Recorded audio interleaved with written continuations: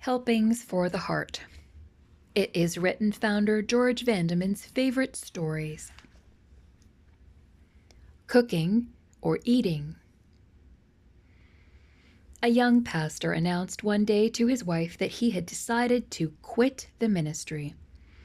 His wife was stunned, of course, but he explained, "There are problems in my life that I haven't been able to solve. I feel like a hypocrite. Until I can solve my own problems, doubts, and questions, I'd better stop preaching." At least he was honest. But his wife suggested that before taking such a serious step, he should seek counsel from an older, more experienced pastor. And he did. As that devoted man of God began to understand the young pastor's situation, he leaned over and wisely said, "Son, go home and read the book." "What do you mean?" the young man asked in amazement. "I read it all the time."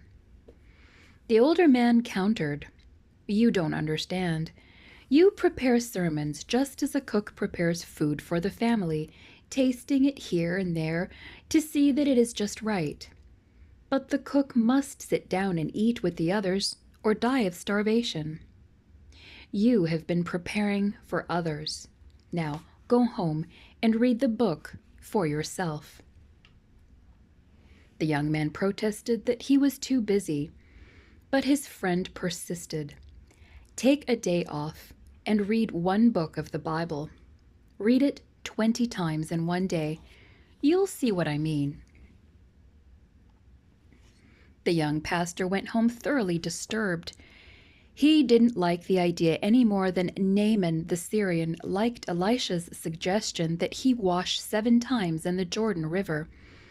It wasn't a very sophisticated prescription for his problem. But his wife's counsel was reminiscent of the counsel Naaman's servants had given him. She said, "If he had asked you to do something difficult, you would have done it proudly. Why not try his simple suggestion?"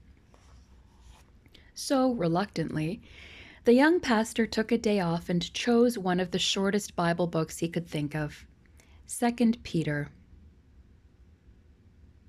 He and his wife read it through 3 times aloud, 4 times, 7 times. He knew then that he was a changed man. But thoroughly aroused, he continued, 10 times, 18 times.